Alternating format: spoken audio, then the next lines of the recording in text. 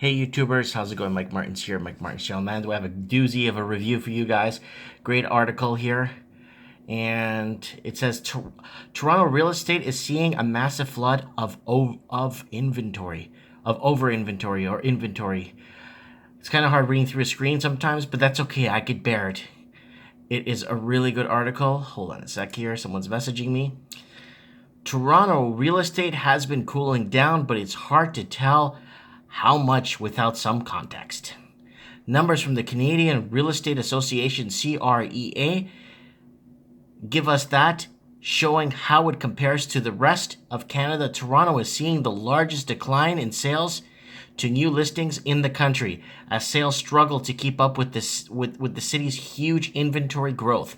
So you guys have been following me for a while now, and you know what's happening in Toronto. Toronto's in a lot of trouble right now. Decline in prices is going rampant, but the price of condos are on a steady incline, from what I read in the last few articles.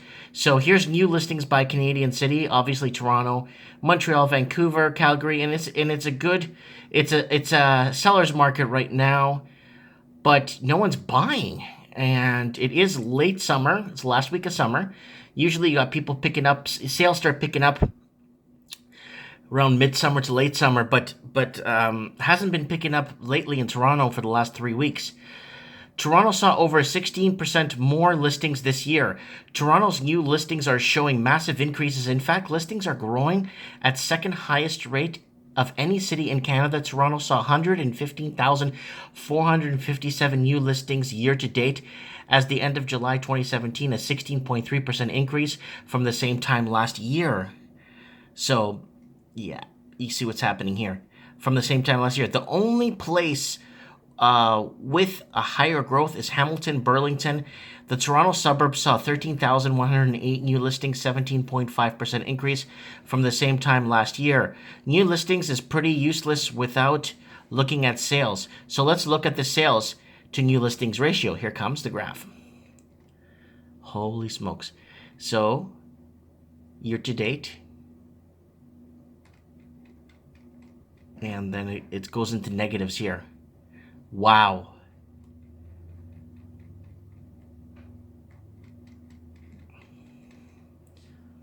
So keep going here. Oh yeah, sales to new listings. What's that again? I like how it's kind of following how I'm reading the article here. It's how I'll continue. Oh yeah, sales to new listings. What's that again? In the grand scheme of things, the number of new listings aren't as important as the number that are sold. To give that a better number in context, we look over the sales to new listings ratio. It's Canadian real estate term that serves as a proxy for absorption. It sounds fancy, but it's not.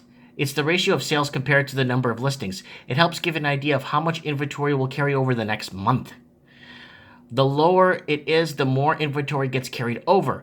The more inventory usually provides less pricing pressure, which means better for buyers. The higher it is, the less inventory gets carried out. This provides more pricing pressure, which is better for sellers. The closer gets to 50%, the more balanced the market is. Toronto saw new listings drop the most in Canada. So it's back to the top of the article, basically, is what it goes. Toronto seeing the largest decline in sales and new listings ratio across Canada. The current year-to-date ratio is 52.8, an 18.1 decline from the same time last year. That puts the city pretty close to a perfect balanced market. If it can stay there, you won't see more balanced pricing in the ratio make a temporary stop on the way lower ditto if it just bounces back up again. So there it is again. I'll leave an article. I'll leave a link for this below if you guys wanna read it yourselves and comment below. So yeah, what is that telling you? The market's being flooded with product, no one's buying, and I think the crash is going to happen very soon. I don't see a soft landing in the future for Toronto. I really don't, guys. I really don't see a soft landing. And when you start seeing a massive flood of inventory and the sales to ratio are pretty much squat, that means no one's buying. And when the market gets flooded, that triggers a panic, and then everyone wants to sell at the same time. And when everyone wants to sell at the same time, buyers will just sit back and wait and drink some Kool-Aid and some lemonade and sit back, enjoy the breeze and see what happens, because that's what a lot of people should be doing right now. I don't think it's a good time to buy into the market right now, and no, it's not a buyer's market right now. So if you see a house go for $1 million to 800,000, does that mean to buy in? No, because the 1 or 2% mortgage you're going to receive from your bank will not will the rates will go up, and then you'll be put into a total debt service ratio that you cannot afford to be in. So anyways, I'm going to leave a link below. I want to know what you guys think. It's definitely not a buyer's market. It's no one's. It's the sellers are trying to unload. Look at that, 115,475 new listings year to date at the end of July.